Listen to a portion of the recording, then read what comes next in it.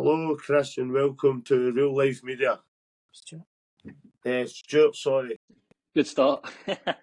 No, I've got a cold or flu or something this morning, don't know what. I'll try my best. That's all right, mate, no worries. So, thanks for coming on and telling your story and being able to open up about it. Yes, mate, it's a pleasure, and thanks for having me. I mean, I've been looking to do this for a while and try and push my story out there to try and help some people, mate, so the pleasure's all mine. Well, that's what it's all about, helping people. So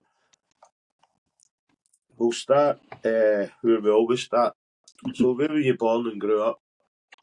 So I was born in a small town called High Wycombe, which is it's down south and it's just outside London. Stayed there with my family for a good few years. Had a pretty good upbringing. Can't really complain about that.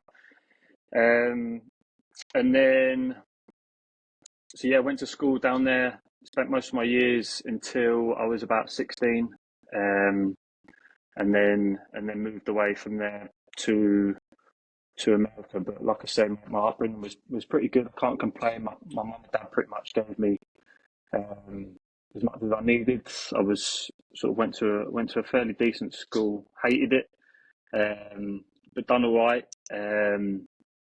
Played football quite a bit at a young age. I was at Chelsea Academy from under 9s to under 16s. So yeah, like I said, mate, my parents are pretty good for me as an upbringing, so I can't really complain at that stage of my life, mate. Yeah. So you were saying you kind of went semi-professional with your football, is that correct? Yeah, mate. Yeah, at the age of 9. I was scouted for Chelsea, so I played there till I was 16, and that was 3 training sessions a week and a game. So it was quite hectic, and so my mum and dad used to run me around quite a bit, spend a bit of money on me, and then when I was 16, got released, and I think that's when I look back on it now, and I think that's where I started to struggle maybe with a few things, just because I was kind of at that peak thinking I'm going to make it, and then you don't. So yeah, I think that's where things started to go wrong. I started to kind of jump into a bit of debt around that time. But I then went out to America for one of the football scholarships. Right. And again, my mum and dad funded that, so kind of put them pocket a fair bit when I was younger. So yeah, mate, football career was quite good. But again, when I was out in America, I didn't really put my mind to it how I should have. Messed about a bit, used it more as a bit of like a party time, mate, and just travelled around and took the piss a bit. So I came back from there at the age of, I believe I was 22, didn't really get anything out of it. I kind of back to square one at home with my mum and dad again. So before you went to America, you mentioned you had a bit of money troubles. What was that regarding? Yeah, so I was kind of jumping in and out of jobs, and like I said, mate, I was concentrating on the football so much that I didn't really have a backup plan. I started taking out like payday loans and stupid things like that, and credit card debt built up, and then I went to America with quite a bit of debt behind me and just kind of left it to sit. So then on return, I was hit with basically all these money issues and had to deal with it from sort of that age, and I didn't talk about it. Then only the last couple of years I've started really speaking about the issues that I had, and I think it affected me more than I let on at the time. Yeah. But again, that kind of was put to the back of my mind and just left to rot, really. And then in that time between coming back from America, I had like a 2-year span of jumping in and out of jobs, just nothing to really set. I worked with my old man a bit. He was a head greenkeeper. And then he had mentioned to me about joining the forces, because all his side were RAF or Army. So it ran in the family quite a bit. So it was an idea that was then planted in my head from my dad around that time when I returned from America. Again, all these money issues are kind of sat in the background. So yeah, that's kind of where I was at after America, mate, and obviously before with the money dramas. So when you joined the Royal Marines, what's the minimum time you can join up for? So you sign up for, it's 4 years you need to do, but at the third year you can put in a year's notice. You can put in your chip. Okay, so I joined in May 2014. So when I returned from America, I had about, like I said, I had about a 2 year span of kind of just jumping in and out of jobs, mate. And I finally thought, you know what, I'm just going to bite the bullet and do it. And I picked the Marines just because best of the best, mate. You may as well go full tilt rather than joining the army or the rest. You can have a slide again. I'll get a few comments after that. So yeah, I just jumped straight in there in May 2014. So that was the beginning of my career, mate. You spent 8 years in the Marines, so you've did, yeah. All your basic training. Can I describe that, please? Yeah, I probably wouldn't take any money to do it again. It was loved every single minute of it, mate. It was just shy of 8 years before obviously I was released, but we'll come on to that later down the line. So yeah, May 2014, I actually put off the pre-joining fitness test a couple of times because my head wasn't quite in it. I was playing football still at the time, like semi-professional down south, and I was picking up niggles, and I was like, oh, do you know what, I might not do this. But then it came around, and you do a pre-joining fitness test, which I think's a couple of days or a week long. Can't remember now; it was so long ago. You complete that, and if you pass that, that's you into basic training. You get given your start date. Ours is 32 weeks long. It's the longest basic training, NATO training, I believe, in the world, and the hardest by far. It was tough, mate. Very tough. There was a few moments through it that you begin to debate whether you should be there. But it's all mental, mate. Like they say, it's physically you can push your body to some mad limits, and you do. There's some points where I think one of my final X. So just before you pass out, you do a final exercise, which I think is a couple of weeks long. I was pissing blood at one point, and had to come off, get seen by the doctors. I had swelling in my knee, which was like a build up of some poison. So it's tough, mate. It's real tough. But see the attitude. It really changed me for the better, mate. I know, like I spoke about, had all those money issues, but it made me see messing my mum and dad about when I was younger with money, jumping in and out of jobs and taking the piss when I was in America. This really changed me for the better. As you expect, it really installs some discipline into you. So your mind frame completely changes. But it was good. You're down in Limpston, down in Devon for 32 weeks, but you go away for some training exercises here and there, all down south. But you'll run ragged, mate. No sleep, no food, some points. But yeah, amazing time. And you meet some great lads who I'm still in contact with a few now. Yeah. So it was a low point and a high point, mate. And after being with, like you say, your mum and dad, when you get into the Marines, you're a man now. No, it's 100%, mate. There's no more mum and dad to bail you out. Yeah. And I think that's what I was doing. I knew I could kind of fall back on them. But another thing, just on that time, I think it was about 2014, maybe just before, my mum and dad actually split up around that time. And I just put some notes down before this, mate. And I think looking back on it, at the time, you don't think it affects you because I was a bit older. But I think deep down it does. Of course. And I think that combined with the money issues, mate, I think it did secretly take its toll. Especially then when you're going into basic training and you're depleted of sleep and whatnot. I think it's sitting in the back of my mind, looking back on it now. So I was pretty much kind of left to myself, really.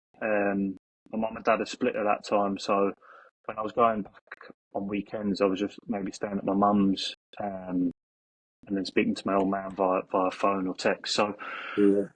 around that time, I think stuff really started to take its toll. Like I said, without me really knowing, but looking back now, mate, that's where I started to struggle with a lot of things. There's a big drinking culture in the army. Did you Yeah. fall into that? Yeah, I mean, I think I actually, so I joined quite late. I was 23, 24 when I joined, which is quite old. Yeah. You see a lot of young lads go through 17. So I kind of done that. Like I said, I was out in America, so I had that party time, and it wasn't as big. Don't get me wrong, we were still going from booze, and there's a few stories, and I won't go into too much detail on a few of those. But yeah, it is. I mean, we all had like troop bars. I was at Faz Lane for my first draft, and we all had troop bars. They actually got shut down because it was too chaos. TVs were getting thrown out of windows when England were losing the World Cup and all sorts. So it was a good laugh, mate. But it's a massive culture. And we got in the shit a few times, but for me, I had that older head on. And I knew I had to kind of change. So the booze wasn't in my life too much, but it was there or thereabouts. Yeah. I know a few people I went to school with, they joined the Royal Marines, and they all said that the bit they hated the most out of everything was the jungle training.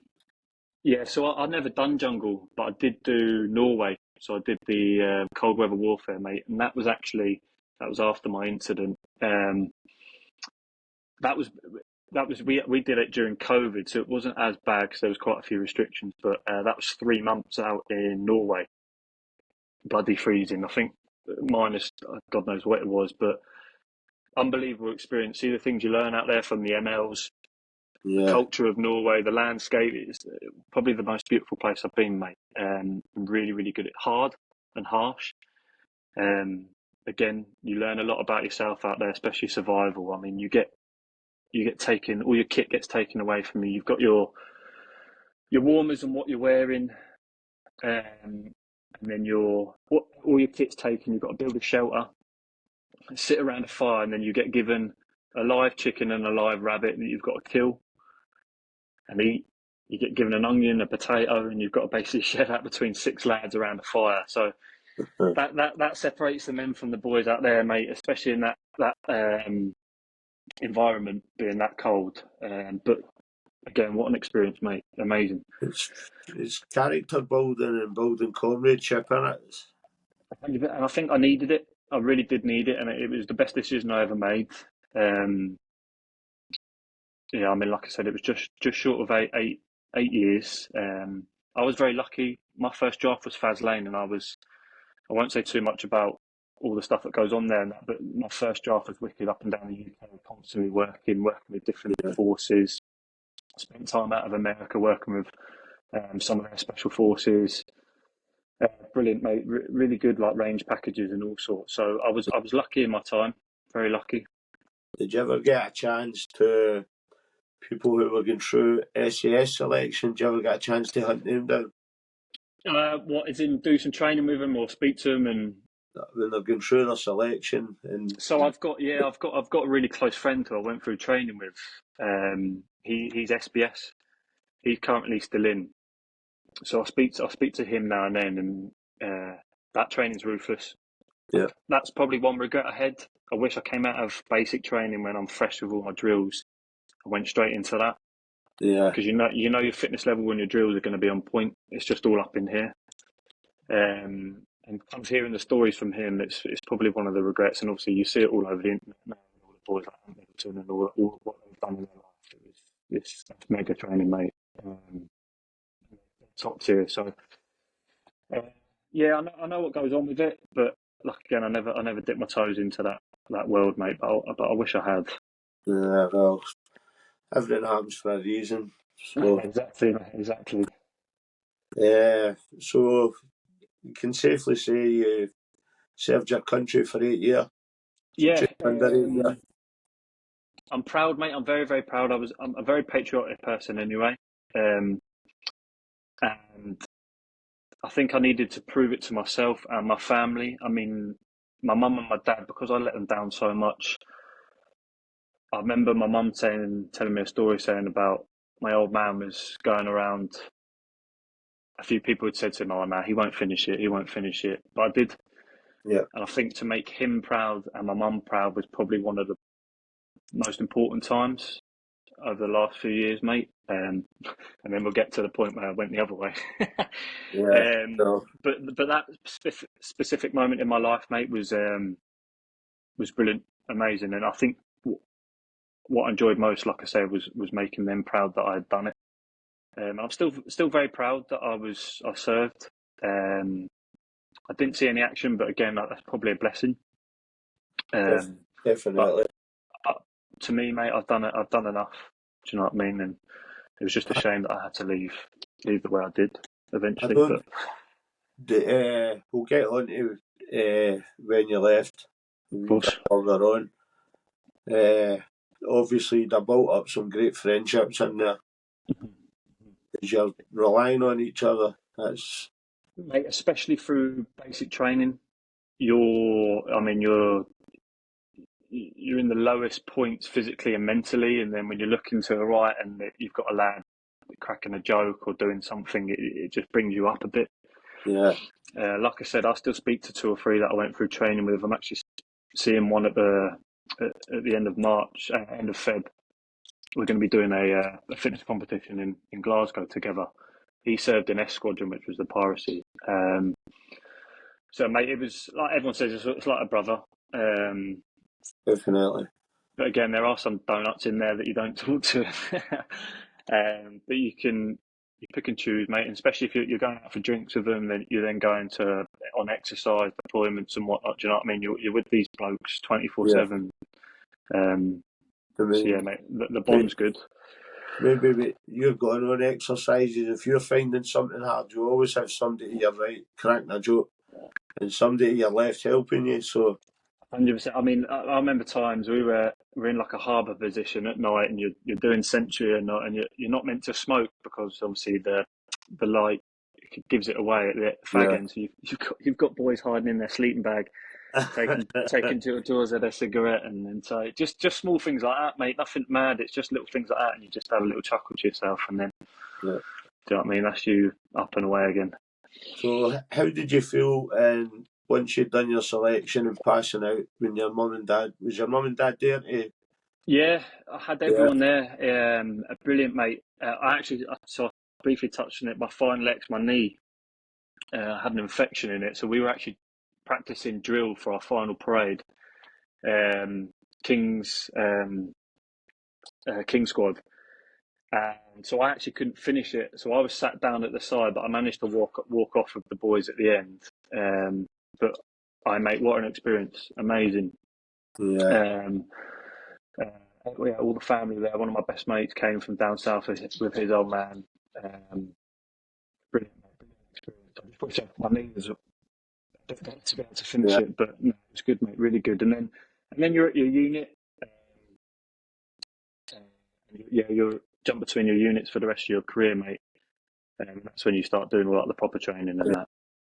It must have been good knowing your mum and dad were there and so proud and Yeah, and I think that kind of turned the table at that point. Obviously, I went going through all that the bad moments and then passing out and that, and it kind of then realising right, he's going to make something of his life. yeah, So yeah, it was good, mate. Really good.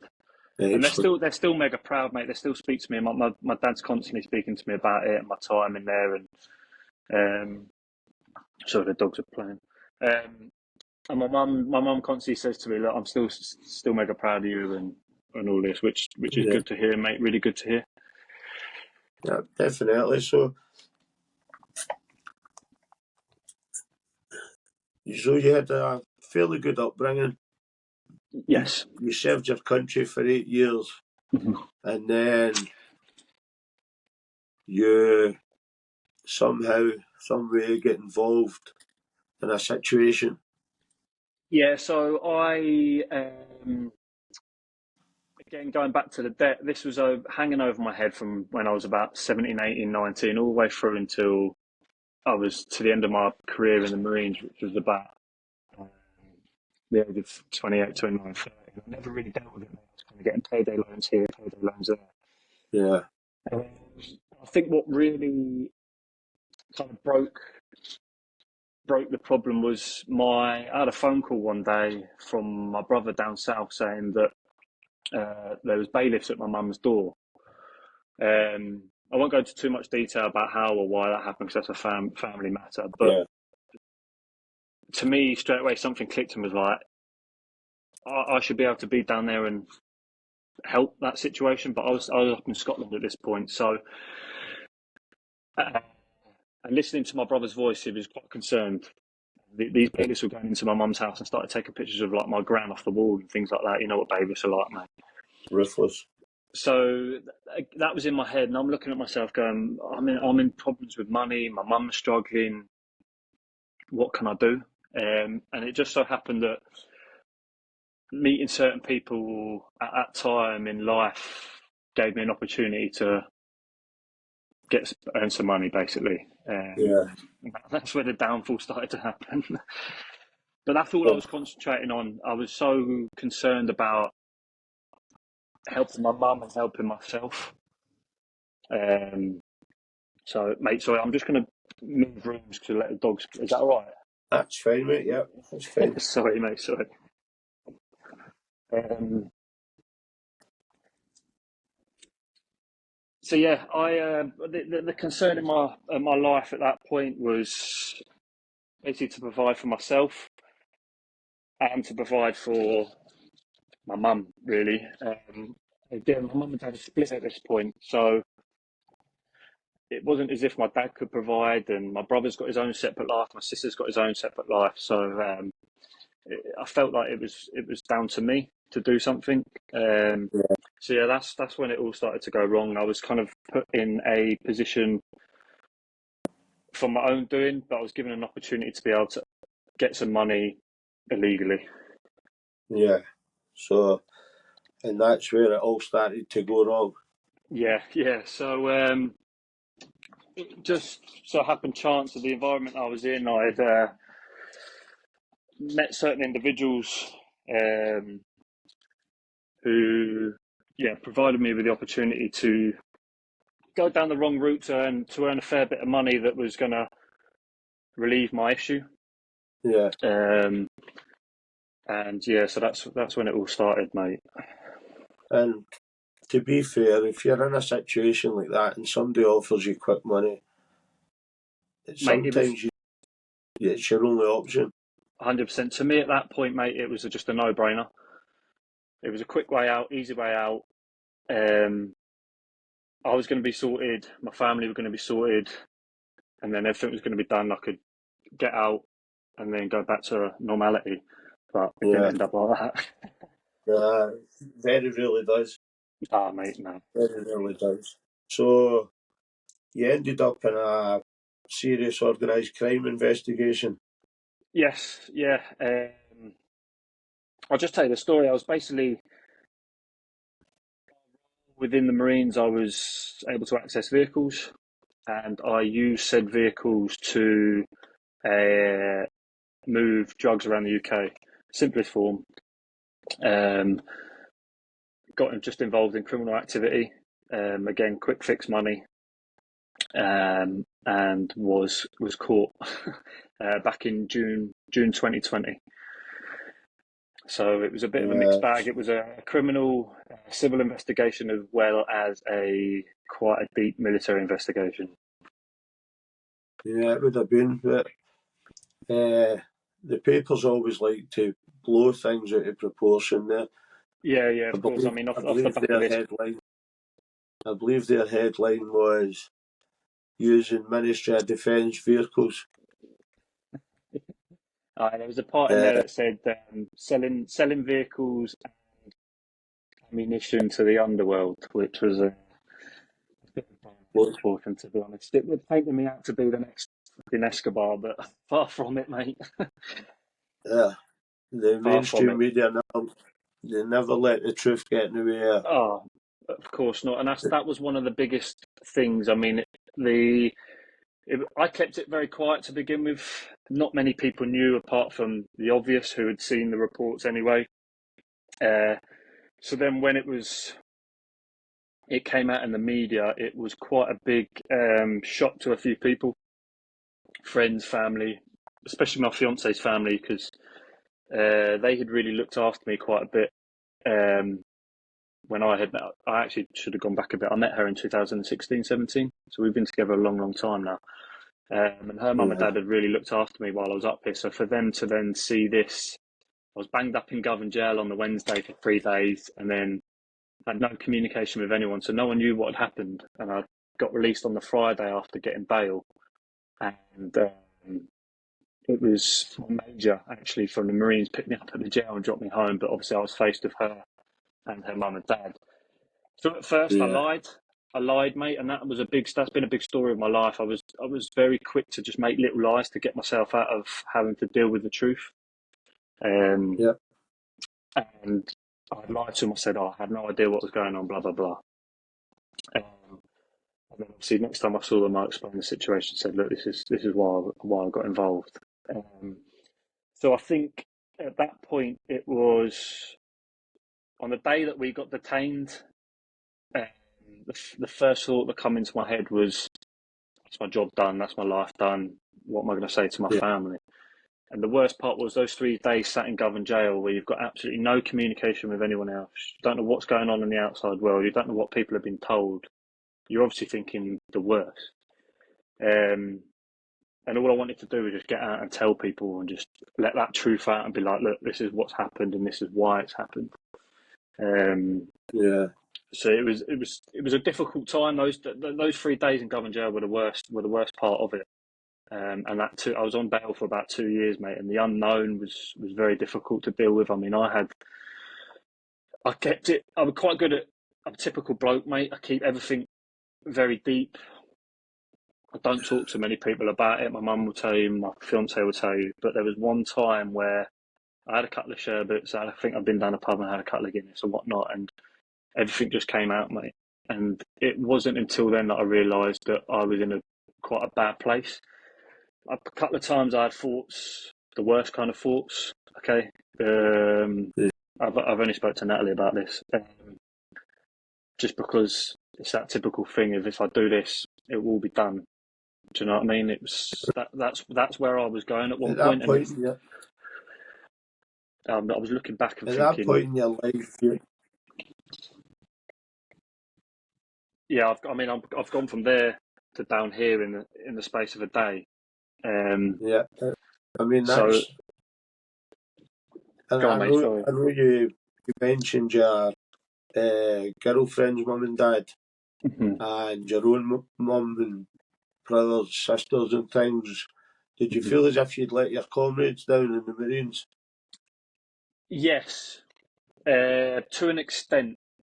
Don't get me wrong, a few of them will look back on this and go, you wanker. But hierarchy, because I've got one of my old sergeants, he's out now, and he actually I still speak to him. He lives quite close to me. He was a very close friend as well.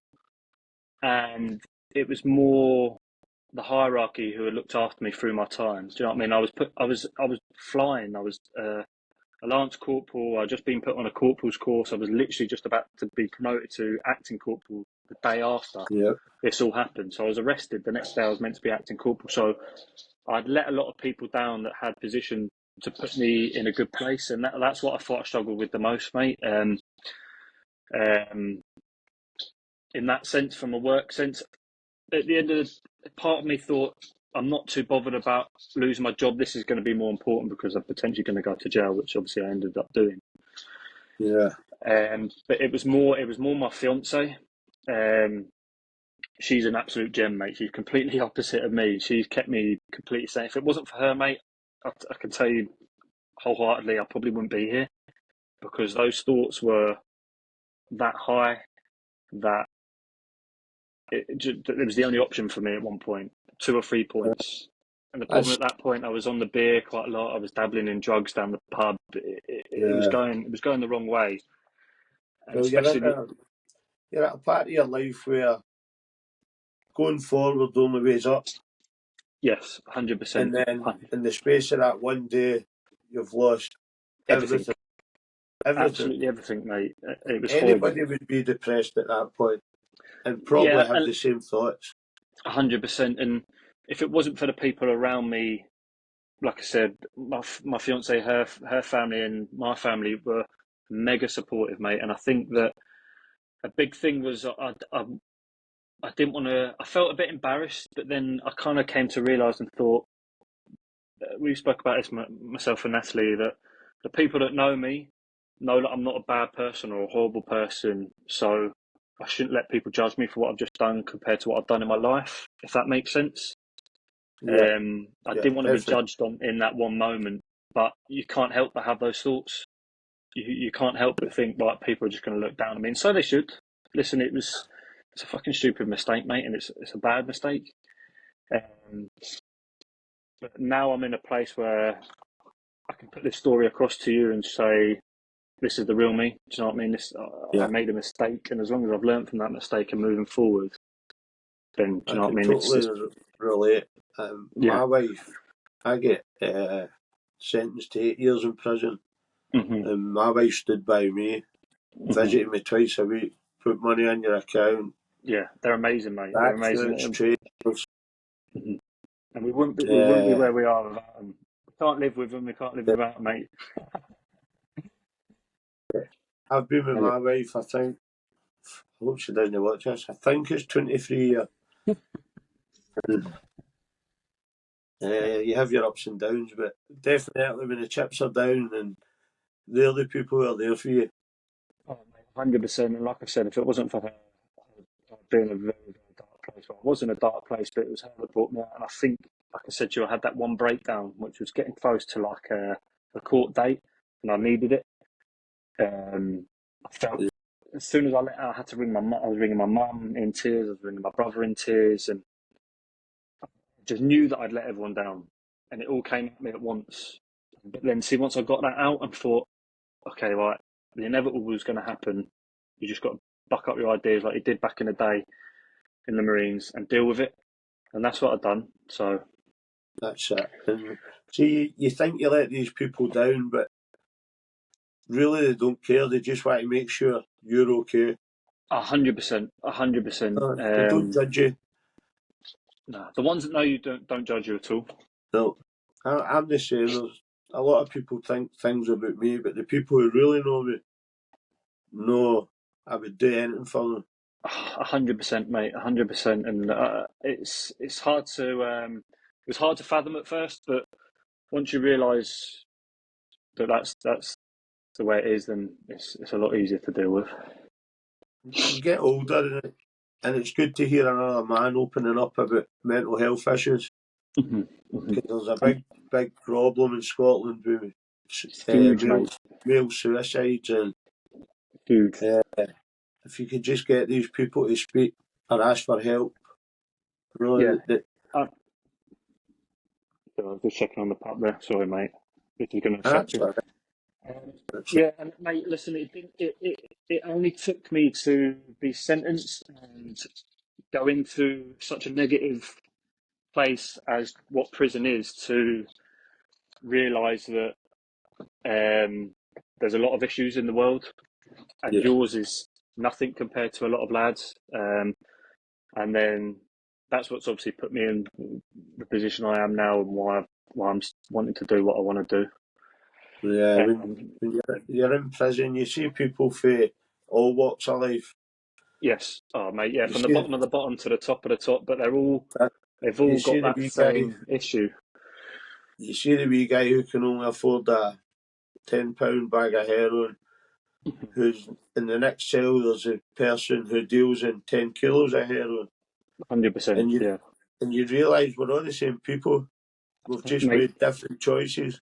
yeah, everyone's got that same, yeah, everyone's got the same mistake mentality in them, regardless of Yeah, where you are and at what point you are in your life or the pedestal. Do you know what I mean? And that's what made me want to do what I'm doing now. My time in Bellini, Kilmarnock, and then at the open jail. Uh, it was tough to see and I don't think people got help in there. I don't think people do They get help in don't. there, They mate. don't. I'm happy to say on this. I think the system is knackered. It is shocking. There's people in there that really, really need help, mate, and they're not.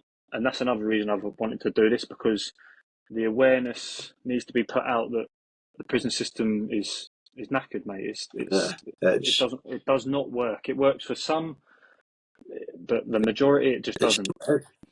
it's not fit for purpose. I think where prison does work is if you've got a good support network outside, Yes. girlfriend, wife, family who are all there to support you. But you've also got the people who they've got nobody outside, so they're getting at the end of their prison sentence. I think they give you £45 still, £50. It's something ridiculous. If you've not got anything, they give you the Aye, smallest amount and then just kick you on the streets. and that's it. On you go and see a pro officer, and It makes a vicious cycle. If you yeah, haven't got the people, it's the same faces in and out, in and out, and it is once they're in, the guards and the top brass they don't give up. They don't care about you, mate. They do not care. And there's a lot of people in there with mental issues, like really bad, and drug issues, and there's nothing for them. There's small little schemes that get put on, like days here and there, but that's it. They're just locked in their cell, mate, and left to rot. yeah, they don't. I mean, even you'll know the experience of being in Kilmarnock. You put in a form to see the doctor. You have to wait 2 weeks. So Aye, if you've got a chest infection and you've got to wait 2 weeks to see the aye, doctor, by the time you yeah, see the doctor, you're fucked. aye, mate. It's all they do is pump medicine down you, pump medicine down you, Aye, pump medicine down. It's not right, mate. And that's another reason why I'm in the position I am now to wanna try and change the yeah. situation for lads coming out.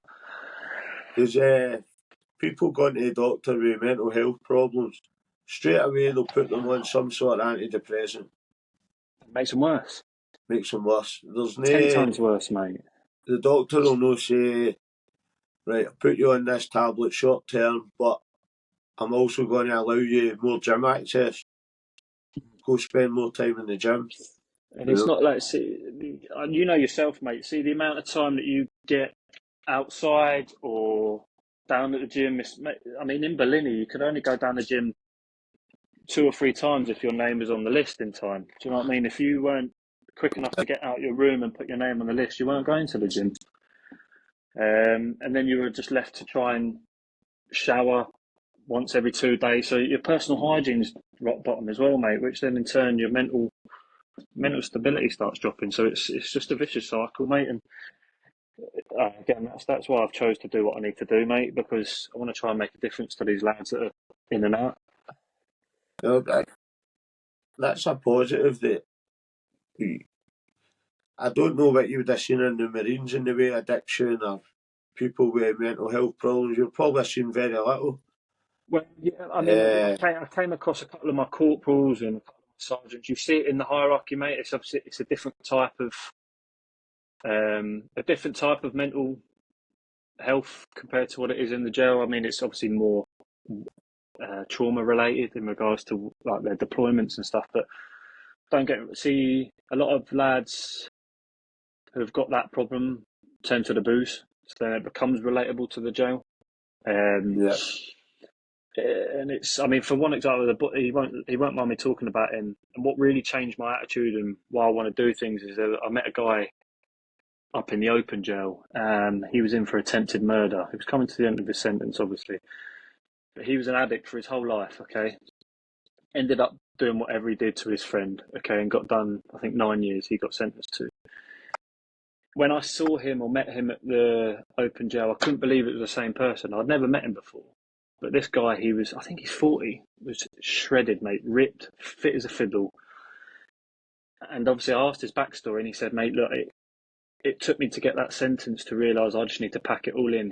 He now doesn't even take paracetamol or ibuprofen. Okay, his addiction is the gym. Okay, he's yeah. down the daily. Don't get me wrong, he drinks about 15 coffees a day, so that's his new addiction as well. He hasn't got any teeth left, but see the rest of him, he looks so youthful, mate, compared to the stories that he was telling, and that's what really changed me. I was like, if someone in the deep of the deep in that situation can do that with drugs, alcohol, and serving a 9-year sentence, there's hope for a lot of lads. Do you know what I mean? That's He's right at the bottom, and he's done it. So that's only when prison works. I feel as if you're in there long enough to think about what you've done and think about what you want to do when you get out. The short sentences, I've seen so many people, they would come in, get good food for maybe a couple of months, go to the gym, they'd look healthy, they'd get false teeth, they would get out. A month later, they would be back. No, a bit of weight on them. yeah, False it's teeth that lost. 100%, mate. Look hellish. It's that rehabilitation I point, think mate. There's a fine line with it. There's a very fine line with it. Do you know what I mean? It needs to be sorted out. The prisons could do a lot more rather than just. I mean, even to see a psychiatrist in prison, they'll only come and see you when it's time for you to do your offending behaviour courses. Yeah. And those courses, mate, are a load of shite. What the I shit? think a few of the boys have asked in there, said, what's the statistics of lads turning their life around from taking these courses? We don't know. We can't answer that. And that's when you just know it's a load of bollocks, mate. Do you know what I mean? It's in the courses, you're really just pacifying the people. You're just saying what they want to hear. 100%, mate. It's just to please the top brass and just to prolong boys getting out. That's all it is. Yep. Aye, definitely. So, how did what would it have been like? Who was the head of your Marine section? So I had above me, mate. Well, I was a lance corporal. Then above me, you've got the corporal. Then the troop stripey. Then you've got the boss. The troop boss is normally a captain, and it goes like up to you've got major. You've got your sergeant majors, which are warrant officers. I'm quite lucky enough that my sergeant major from 4-5 Commando, he's still in touch with me, and he really helped me. So in June, obviously I got done in June 2020. For the 3 days I was in Govan jail, I was then had to go into Faz Lane, 4-3 Commando I was at this time, and basically sit down with them. And to be honest, I bullshitted them, as you do. I didn't want to tell them the real story. Yeah. It was just a load of shite. Okay. I told them about the money issues because I'd actually reached out to a few people within the Marines before, so it was on record. So they actually suspended us for 6 months, and I got a call at Christmas from my sergeant major at 4-3 saying, "Pack your gear, you're going to 4-5 Commando and you're deploying to Norway for 3 months." And I was like, "What?" I was like, "You've just had me off pretty much on the 6 for 6 months. What do you mean I'm getting deployed?" And he was like, "Yeah, we're just trying to basically get your head out of the gutter." So they done me a favour, mate. But I don't think they realised how serious it was. A lot of evidence hadn't come out yet. They just thought I'd done this one mistake. So I was then up at 4-5 Commando and dealt with a sergeant major and a major who were part of logistics company, were unbelievable. I started to become a bit more honest with them. Don't get me wrong, I didn't tell them the full story, as you wouldn't. And they were amazing. They kept track of me. And they were in my shelter when I was in Norway. See that, the survival shelter. Yeah. I kind of felt back to normal, but then I got basically hit with. My lawyer came back to me and said, "Look, you're going to be looking at about 4 years here. You might be lucky to even keep it under 4 years because obviously in Scotland, if you're 4 years and above, you're doing the whole shebang apart from 6 months." So my goal was like, well, I need to do something. I need this under 4 years. So, and then the military police and some top dogs, I don't know who they were, but high up, worked with the CID and basically wrote a letter to Marines and said, "Look, what Marine Bryant said is he's spouting, he's lying, basically. This was the involvement, blah, blah, blah." So I had a phone call one day, mate. I've been up at 4-5 Commando for maybe 6 months up until the summer of 2021. I had a call saying, "Look, you're getting pulled in, that's you." And within a day or two, mate, that was me kicked to the curb. No money, no wage. The court case hanging over my head. Lost my dream job. All over the media. So that was when the world massively came crashing down on me, mate. And that was obviously going back slightly. That was when I was going through my bad period. and I wasn't Been there sentenced in. myself when It's bad, mate. It's really bad, isn't it? I Okay, made you feel. I had the best job I ever had, best money I ever made. This was back in 2006 to 2007. I was making £600 a week. I was working 60 hours a week, but good money. And that year I was out in bail. Me and my wife just decided we were just going to have a great time every weekend, drinking, going on holidays, drinking. Because, like you say, you could go to. I pled not guilty, and I didn't know if I'd get found guilty or not guilty. Yeah, see, So, we were caught red-handed on a day. I was caught with 30 kilos of cannabis in my mouth. So it wasn't as if I could go, oh no, I didn't. It's not mine. It's not mine, sort of thing. So we played at the earliest opportunity, and to be honest, mate, that did me wonders because I was looking at a 5.3, but I got a 3.9, so I was under the 4-year mark. the just So before it my was. just before my court case started, they came and offered me a deal. They says if you take the deal, I can't remember if they says you'll get 2 year or you'll get 4 year and do to, but they says your cousin will get a 9. Yeah. And I thought, me and my cousin always had a deal. We'll flip a coin. Whoever walks, one of us will go to prison. So I was like, nah, I'm not taking any deal unless one of us walks. It doesn't matter what one. Yeah. So because I'd refused the wee deal, the powers would be gave me in it and gave my cousin in it. Bad, mate. But So that's what me and my co-kids, we both just said, right, mate, we're just going to have to bite the bullet on this. And we both just pled guilty at the earliest opportunity to certain charges, as long as others were dropped. And it kind of served us all right because we both got a fair bit of time off in the end. it's the way the newspapers dress things up as well. Talking about ammunition £300,000 and, worth of drugs. mate, you know Aye, what they're like, they double it. you're talking about ammunition, and although there was never any guns, but Nothing. then they still produced pictures of guns to Yeah.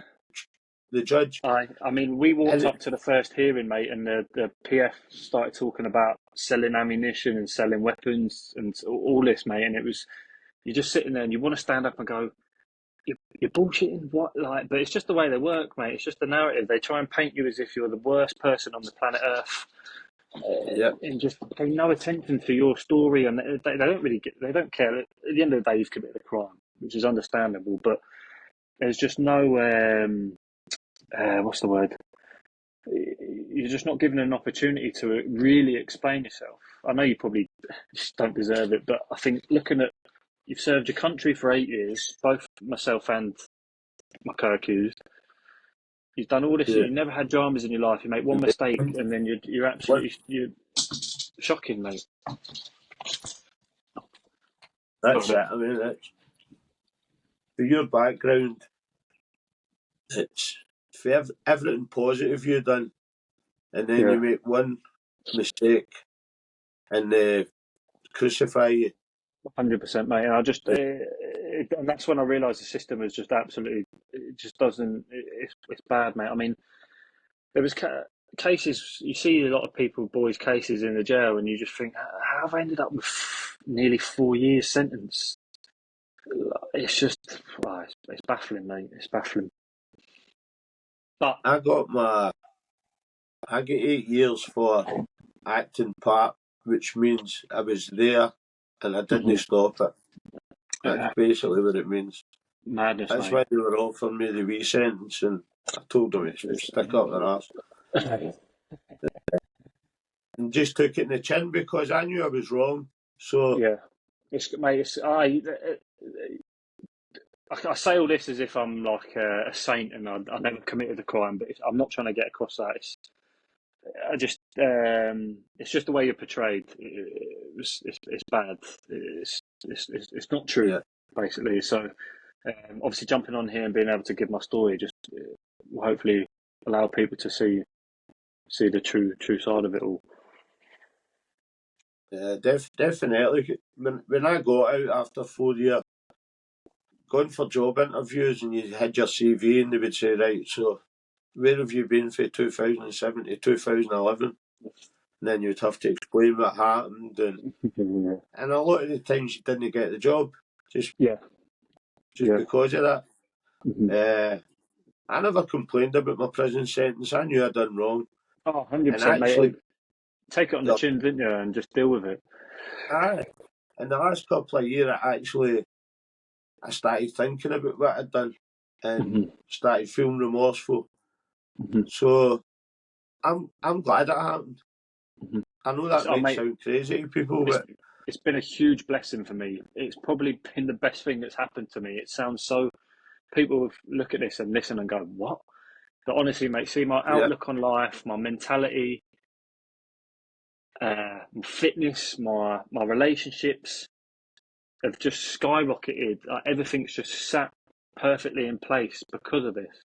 And I think it sounds weird. I needed it. I really needed it. And don't get me wrong, it wasn't easy, but it wasn't awful. I was in the best possible position to go into jail because of my previous job. So I didn't find it too hard. But like we've touched on before, seeing people in a lot worse off than what you are made my outlook on life completely change, mate. And it's been such a blessing, honestly. It sounds weird, mate, but see where I am now and being given the opportunity to be able to help people who have been there and or are there, it makes you feel amazing, mate. See, being honest, some of the funniest things in your life happen in prison. There's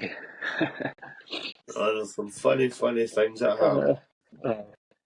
I had some of the best I've ever had. It's a crazy place, isn't it? I mean, I've laughed, I've cried, I've been depressed, I've been on top of the world. It's like it's mad what it does to your head in there. But if you surround yourself with the right people and you go the right way, it can be a great thing.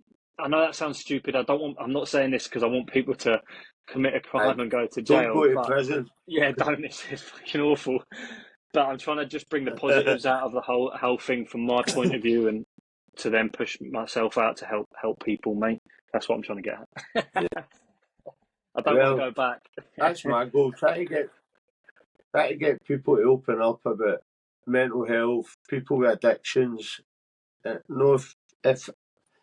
If I help one person, then it's been worth it. Oh, mate, 100%. And like I said at the beginning of this, and we've kind of jumped in and about all over the shop, but I didn't realise it was in a dark place until I kind of stopped and just looked back and opened up.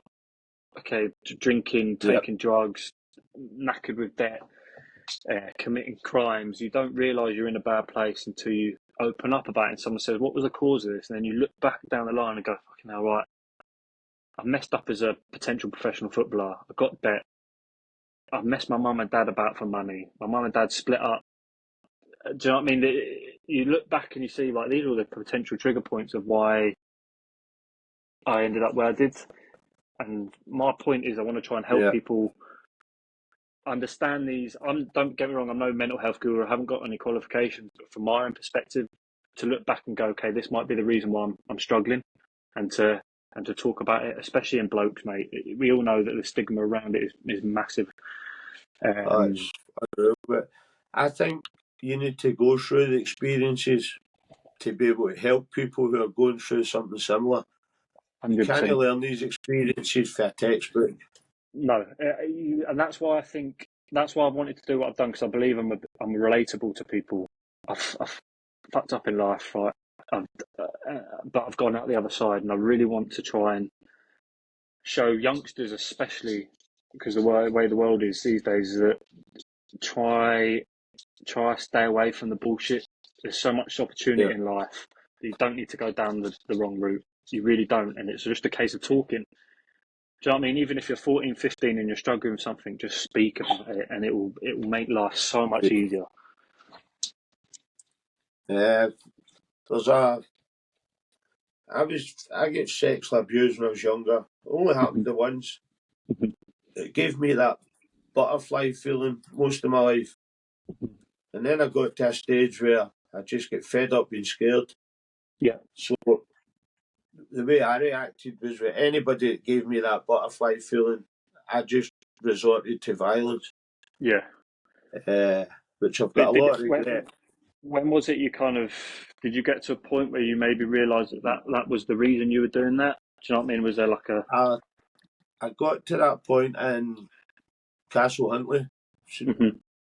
That's when I was getting to like maybe 3 years in, and I was actually starting to think back about everything. Yeah. And that's when I could link. That's why I think that place is really good for people, mate. I think just the more freedom you get, it allows you to kind of sit and think a bit better, and you're not worrying about these horrible four walls around you. Yes, you're still locked up at night, but you're with your mates a lot of the time, and you can walk around, and you're in nature. Yeah. I know that sounds cliche, but I like the weekend lockups. You know, you're locked up for 4:30 right through the next day. Yeah, yeah. I would just train all week and then relax at the weekend. Chill out, mate. It was that, and that's when this idea came to me about starting this business and potentially having my own place to help people. And I owe a lot to that, being able to get up there, and I think a lot of boys do. I don't know whether yourself, like you say, you kind of had that epiphany where you were like, this might be the reason why I've gone down the route I have. It was.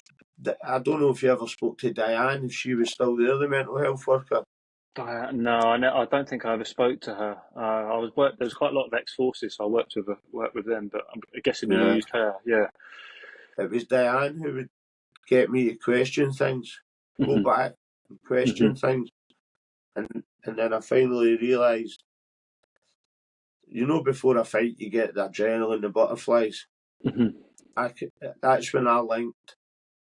When anybody gave me that feeling, in my head I thought, that's the person that abused me. Although it wasn't, that was just my way of reacting to that feeling. Nobody will ever hurt me again. Yeah. It's and I think it takes that. It takes someone or something to kind of point that out of being the issue. And like I said, looking back on all like the few things like money, my parents splitting up, you then go, right, that might be why. It's still a childhood trauma. Trauma comes through all different things, and it's how you either deal with it at the time or years down the road you'll be forced to deal with it.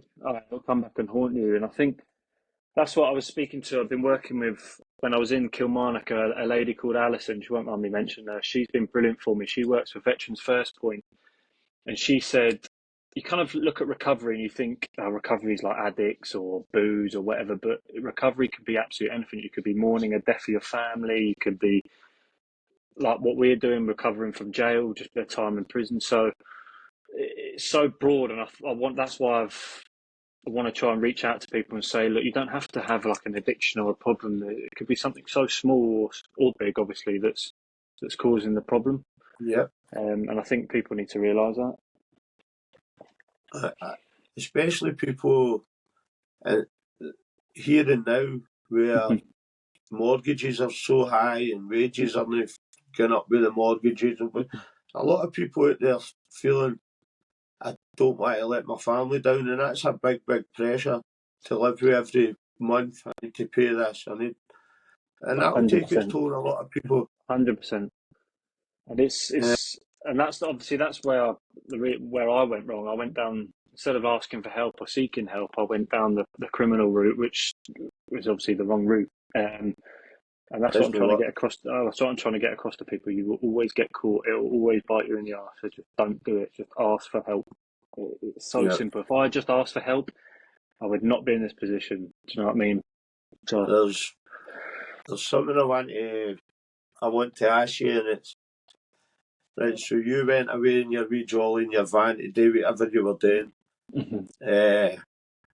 Obviously, you'd have been thinking you're looking for people following you, watching you, and telling the truth.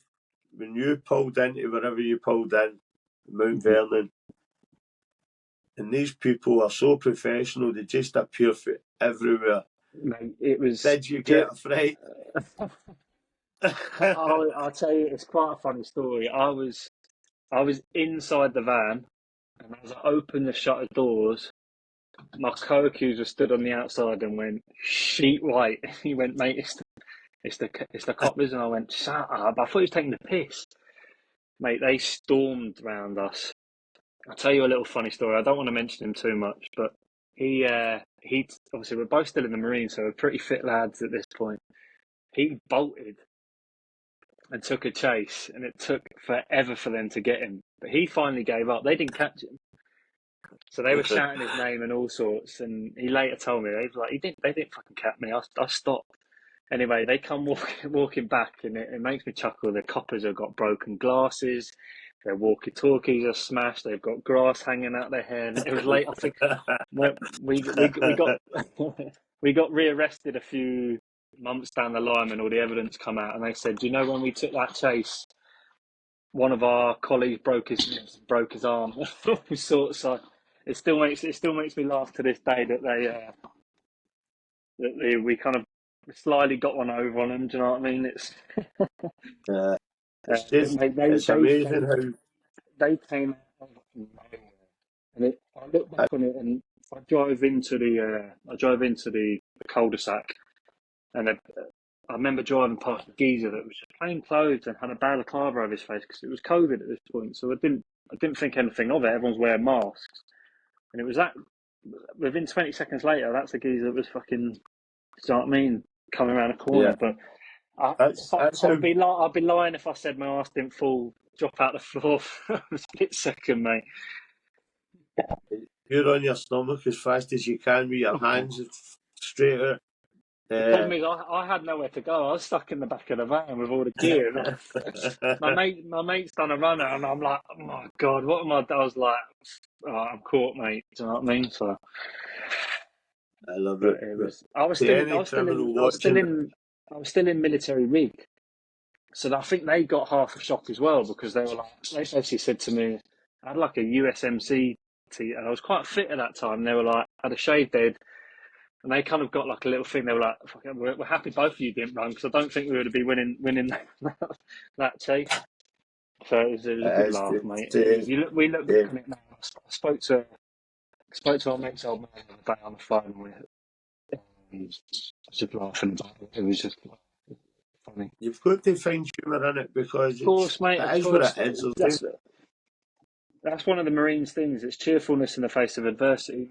So if you can't come out the other side and look back on it and go, wow, what a whirlwind ride that was. And to any criminal watching this, one thing's for sure, EncroChat was set up to the police. They set that up. It seems 90% of the boys in there have been done with that stupid shite, mate. And there's one bloke who said to me, he said, mate, I guarantee that was set up years and years ago to catch everyone. You know, we've been in the military. Anything that comes into civilian use, the military have had it for 10, 15 years before civilians even get a chance to use it. But that technology would have been kicking about for years, mate, and then they've gone, do you know what, how can we use this? And they've 100%. They're clever. They're so clever, mate, and you wish you could turn around and say they're all idiots, but they're not, mate. See, the minute you underestimate the police, you're caught. And that's what I did, John. You got a bit blasé. I certainly did. It's not so much the uniform police and that. They're not as clever, but anybody involved in serious organised crime, see the wee old woman walking down the road with a shopping cart and struggling along. She's the first to put an MP5 at your head and tell you to get your hands out. Mate, it was the CID, mate, and they were over us like a rash on that day, and it was just like, where the fuck are you? Like, and then they started pulling out all the surveillance stuff, and you're like, but they got another funny story actually. In the back of the van, we had loaded it with loads of spent ammunition. So I mean, mate, there was thousands, all used. It was just it was blank cartridges. So see, when they pulled us into the Govan police station, they cuffed, and they obviously video it, opening it and going like 1 kilo, 2 kilo, get up to 30 kilo green. And then they go, right, what's all this? And I mean, mate, it was like thousands of ammunition. They thought they hit the jackpot. And you should see their face light up. And I was like, it's open it, and they opened it and seen it was blank. So I was like, "Aye, that was another one we kind of got up on them, mate." Do you know what I mean? But it was. I'm taking it to scrapyard for scrap value. Yeah. But it's excellent. The journey you've been on's made you see a different aspect of life. It's brought you into contact with so many different people, which prison is great for. You can either come out of prison helping people or a changed person at least, or you can come out of prison with meeting the right people you need to meet to come out and make a lot of money. But the thing that comes with that is you're coming back to prison at some point. Oh, 100%. I mean, the bigger types of people that you meet in there will tell you themselves. The older boys that have been through the block and obviously high up in the whatever, they turn around and you say, it's not really any life to live. Yes, I've had this, I've had that, but I'm back in here missing my family's birthdays and this and that. So, you know, when you see people like that in there, you can't get away with it. Do you know what I mean? I was in prison with people who were millionaires, and they all said the same. They would give all the money back just to be home with their wife and kids. 100%, mate. And that's what I was going to say. A lot of that's another stigma that I kind of wanted to get away. People have got this mentality of types of people that go to jail, but mate, 95% of the guys you meet in there are just normal blokes and would do absolutely anything for you. Probably some of the best people I've met. I'm still in touch with a few of them, and would do bend over backwards for you, and help you at any opportunity. So again, that's something I kind of want to. If I end up working with people that have come out, try and crush that stigma a little bit and make people realise that we're not all bad. Like, do you know what I mean? Like you and me, mate, turned our life around and use it as a positive manner, and that's what I want people to try and see. It took me time. I didn't come straight out of prison changed. It happened gradually, but once I had my son on Hogmanay 2018, that's when the change really started happening. I started looking at things differently. I started looking back at things I'd done, and although I was only meaning to hurt the person, if somebody was going to hurt me, my first reaction was to grab my car keys and go and find them. But you don't realise you're hurting everybody around about them. Yeah, I think that's what we kind of touched on earlier. It's not so much you're kind of selfish in that moment. You're thinking, right, I'm doing this for a quick fix, or you're doing that to get back at the guy. But then, as soon as that incident happens, look how many lives you potentially ruin. Do you know what I mean? It's your family and friends that have then got to deal with all the bullshit that comes with it, mate. The media and trying to look after you, making sure you're all right, and it's selfish. It is selfish. One thing I learned being in prison, and again it was around about the same time, the 3-year mark, was your dad does a prison sentence with you, your mum does a prison sentence, your wife does a prison sentence, you do the prison sentence. And it's harder for them. The report, it's much harder for them. For us, at least, we've got to the gym having a laugh. Mate, 100. Mate, it's just the one.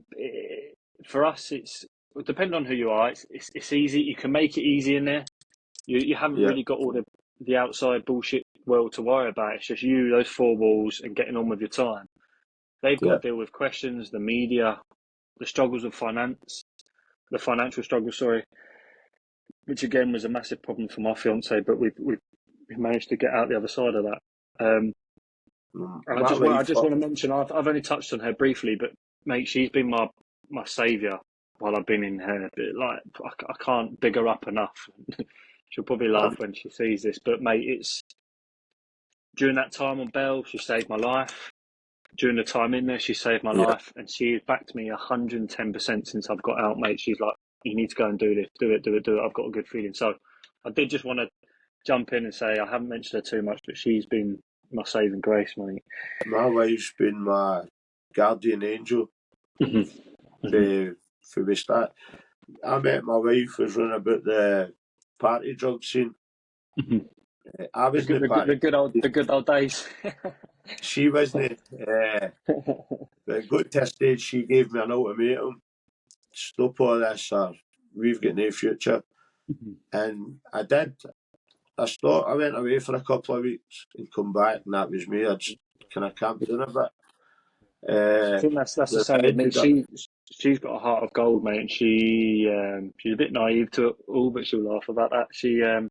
But if it wasn't for her being so opposite to me, it wouldn't work, and it works perfectly. yeah, And then when I seen her face when she walked into Bellini for that first visit, and I'm in a blue and red fucking tracksuit, white as a sheet, just been done, still got shaved head, and I see, and she's like, the tears in her eyes. You go, right, Stuart, get this time done, get back out, yeah. support her, and be the best bloke you can for her. Do you know what I mean? So I owe everything to her really over the last couple of years. When I get convicted, my wife worked in a. I'll know even she worked for the NHS, and it was all the papers about terrorism and drug dealing and all fucking nonsense. Bullshit, mate. She actually got pulled in at her work and questioned about this and questioned about that, and luckily it never affected her job. And I remember the first prison visit, I says to her, I says, look, 8 years a long sentence. I says, go and live your life and see where we are when we get out. And she says, no, I'll stand by you through the whole thing. And that first prison visit, I was lumping my throat, tears running down my face, trying not to cry because you've got all the men running about you. You don't want anybody to see you cry. All these tough geezers, and you're meant to be the top bloke, and you're in there going, fucking hell, get out, telling her to get out. I'll tell you something, but seeing during my prison time in closed conditions, some of the toughest people you would read about in the newspapers are the biggest gangsters. I don't know, people were able to open up with me. And mate, they 100%. cried, some of them cried like a baby, telling me things.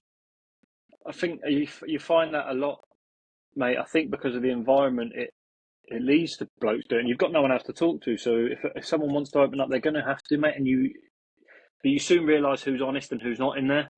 And that's why I say a lot of the blokes in there are very, like good, like the top blokes are the best blokes I've met in there, mate. Looked after you, asked you questions about your life, actually took interest in you, and then opened up themselves and said, "Look, this is fucking shit. I hate being here."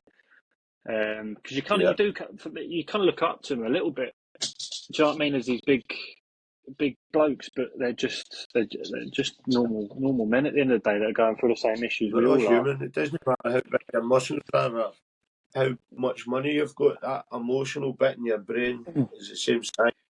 Of course, mate. And like, I've said it to everyone, mate. The worst people who are in there are probably the nicest and most honest blokes you get, and a lot of people don't realise that. Yeah, definitely.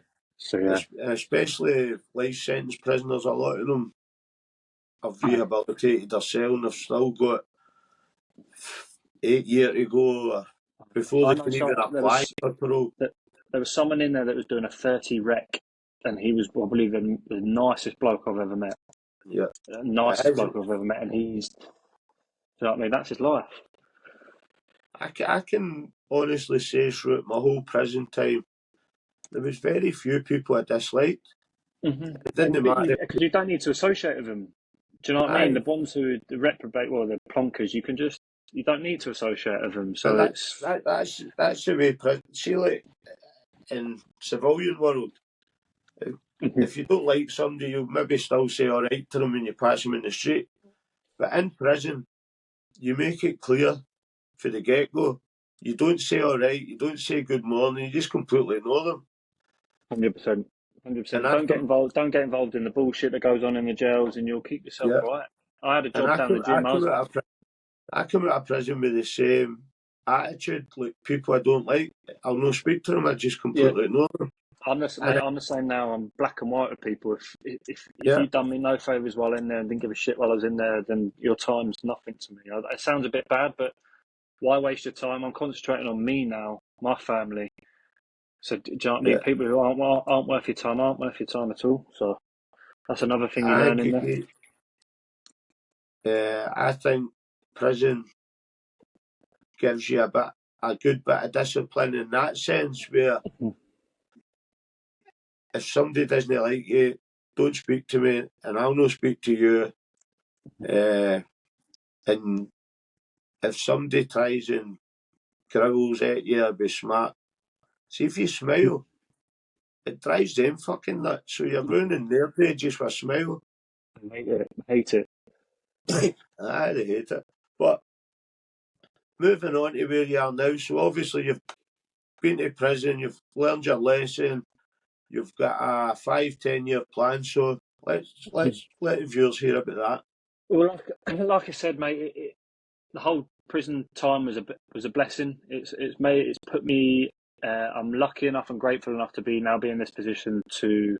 I've had that life experience where I can understand the mental health side of thing a bit more. Again, I want to say I'm not a professional at this. I've just had first-hand experience of seeing people that are in a bad situation. And that one specific boy who I met at the Open, where he's just completely revamped his life. And I've sat down one day and went, you know, I'm just going to go ahead and do this. And I was lucky enough to I had quite a bit of funding for courses from the Marines. So they paid for my PT courses, which put me in good stead to then. I was doing those on my home leaves from Dundee, and they're now completed. So seeing the people who are really in need and not getting help, and then seeing the people who have got help and used the gym as their aid and now their drug, as it were, I went, do you know what, I'm going to do this. And I spoke to a guy who's quite high up in recovery coach in Scotland, I believe. And I put my idea to him, and he said, look, there's nowhere on the mainland that does this at the moment. It's just that Arc Fitness in Belfast, I believe. Don't count me on that, but I think that they're the only place that incorporates recovery and fitness specifically. Don't get me wrong, you've got gyms, you've got recovery units and things like that. So my goal really in the future is I want to have my own place where absolutely anyone can come, regardless of your background, regardless of what you've done, where you are in life. You can come, you can have a coffee, you can sit down with people on beanbags, you can bring your kids, but at the same time we're going to train and we're going to sweat it out and we're going to put you through your paces, and the feeling you get from a healthy body and a healthy mind is going to put you on different levels from where you've been at. So that's really the goal, mate. And from seeing different aspects of mental health, from PTSD from boys in the Marines to addicts to people who are doing life sentences, all sorts, mate, booze, or lost a family member, or my situation, your situation. I want to open it up to everyone, okay? Not just males, females too, because everyone's going through their problems. So that's the main goal. Don't get me wrong, at the moment I'm doing my bread and butter. I'm doing PT, I'm doing fitness, but doing that, you kind of, in turn with your clients, you find out a bit about them, and they might have an issue that you can then start unraveling and help. So when you're saving up to make your dream come true, you're also networking at the moment. 100%, mate. And my goal is I just want to help people. I really want to help people. And even some of my clients now are close friends through either myself or my fiance, that just the simplest of things, mate, of their kids don't sleep, so they're struggling, they're stressed, and they've then got to work full time. So for me to come in and go, right, here's a structured plan for you. Here's something we can do for you on a daily, weekly, monthly basis that will help you. And then them to come back to me after 2-3 weeks and go, Stuart, I feel brilliant. It's made such a difference. That's the feeling that I want to get from them. Do you know what I mean? So the big goal is having my own place, mate, but it's small steps at a time. I'm just networking at the moment. I did some brief work with East Ayrshire Recovery Hub in Kilmarnock. Unfortunately, the time of me getting out, I haven't been able to commit to that full time, but I'm looking to hopefully get back into that. I've been working with a lady called Alison from Veterans First Point. She's been unbelievable. She helped me during my time in Kilmarnock, and she stayed in touch. The gym I'm working at now in Galston, there's a small housing place literally next door where a couple of lads have come to me who have been in foster care for their whole time. So do you know what I mean? The wide range of where I can take the opportunities are endless to help people. So that's where I'm at the moment, mate. So it's the opportunities are huge, and I'm so excited about it. It's like I said, I think we touched on it briefly. Everything's falling in place. and happened for a reason. It's been a Yeah. massive blessing, and I wouldn't be in this position now if it wasn't for what happened. Yeah. And I'm grateful for the people that have helped me while I've been inside. Ex-veterans, charities, family, obviously yourself now being able to put my story out there, mate. So Yeah. so Well, if anyone's got issues or whatever, reach out to me. Commando Factory. I'm on all the socials. Hopefully you'll post something, and listen, I'm more than happy. We'll do over the phone. We'll do WhatsApp. We'll go for a coffee. We'll go for a walk. The if opportunities are there for anybody everyone, mate. wants to get in touch with you, they can private message me and I can forward your number. 100%, 100%. And But I even think, if you've got some anxiety about the gym, we don't need to go to the gym. We can meet face to face. We can sit in a coffee shop. We can walk outside. A couple of my clients are already doing that. yeah, So don't feel that it's gym focused. It's not. It's fitness and recovery together in the whole picture. I think that's an excellent idea, and it's something that makes so much sense, but nobody's doing it. No, don't get me wrong. There are small places, but I haven't really come across anywhere that's combined the two. Again, like I said about that, is there one place in Belfast? But from what the guy said to me when I was at Dundee, he said I don't believe there's anywhere in the mainland that has a facility specifically for that. So yeah, I mean, I'm just it's a case of networking at the moment, build some relationships with some recovery hubs, with some charities. I actually had I want to touch base on that and thank him, Paul Barrett from the Royal Marines charity. He was blown up in Afghan, I believe. So he's an amputee, but he came and met me in Glasgow and had a coffee, and we had an unbelievable chat, amazing chat. I need to actually touch base with him again. So my options for veterans are there as well. And the charities have been brand new. They haven't really discriminated against me at all for what I've Yeah, done. They've just treated me like another Marine, okay, which is and that's what you are, because there's no such thing as a ex-marine. no. I hate that word, ex-marine, ex Mm-hmm, this. Once you're a marine, you're a marine, and 100%. that's When you said that to me the other day in the text, it really kind of it took me back a bit. I was like, do you know what? That's true. I made a mistake, but I've served my country. I've done the years. Do you know what I mean? I was on the up, and it just so happened that I've And look at messed all the up. army people who have reached out to you, and all the comrades you've got who still stay in touch, and your sergeant keeps in touch. So Exactly. it's I'm no, still within that circle, and the fact yeah. that the charity are helping me, it's amazing, mate. I'm honestly so grateful for it. No, in Um, any other line of work, somebody got caught with that, they would be forgot about. So you're very fortunate, and I very wish lucky, you mate. all Very the very best going lucky. forward. And I would like to maybe arrange another interview Yeah, look, somewhere mate. down the road I where know we've kind of.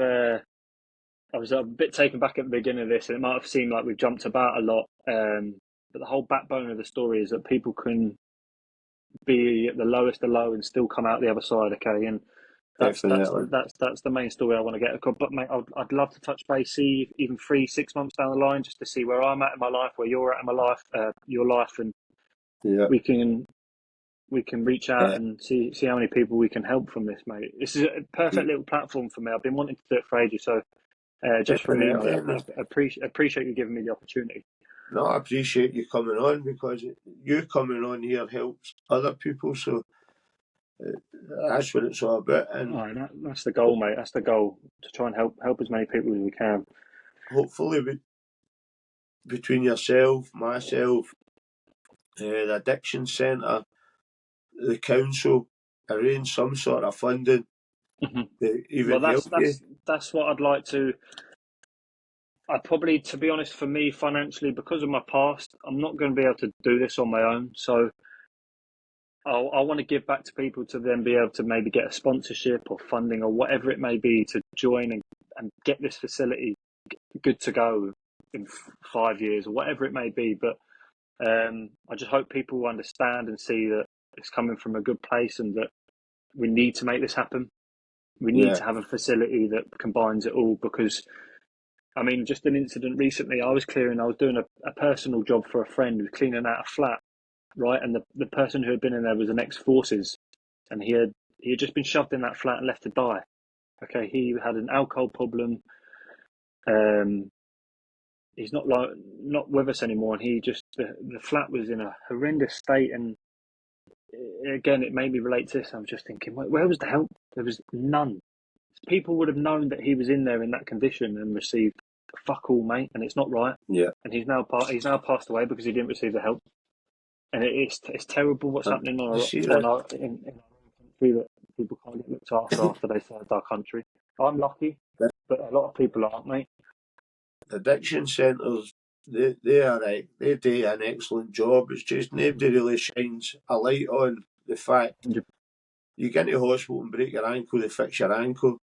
Nobody shines a light on the fact these people, you go to them with an addiction problem and you'll get your drug worker and they'll work with you and see you through the other side. Hopefully, but you've got to put in the hard work. 100%, 100%. And excuse me, it can only come from you. You need just people around you to help.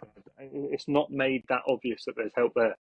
It took me to get to Kilmarnock prison to realise that the Veterans First Point was there. And this was like 6 months into my sentence or something. Do you know what I mean? I went in the April and I didn't find or know that there was help until the summer.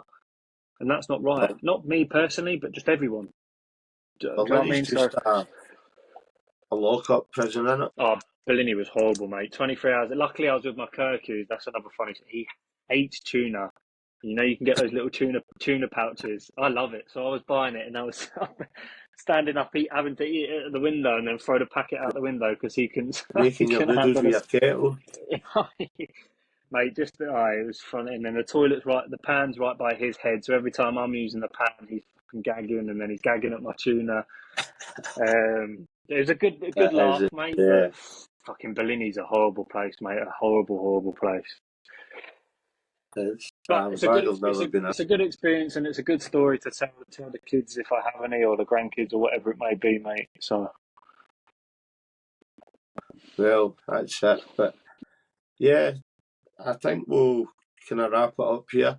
I'll stop recording, but we'll keep talking because this takes a couple of minutes to fully upload or download, whatever it's called. Mate. Cool. Sorry, mate, apologies if it was I jumped about a bit there with kind of like my time frame and things that go on. I was just trying to remember everything in my life. But like again, the main story for this, mate, is to make sure that people are going to get help and to reach out to me and you.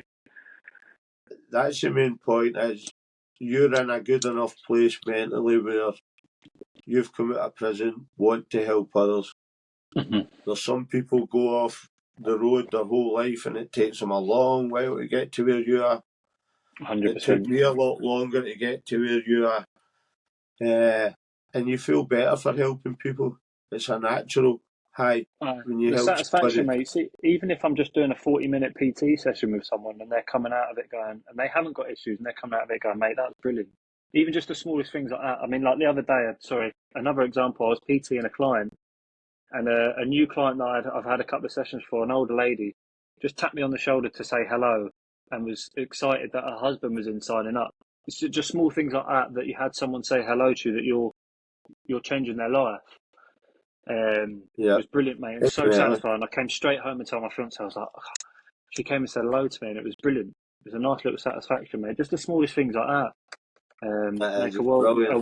make a world of difference, mate.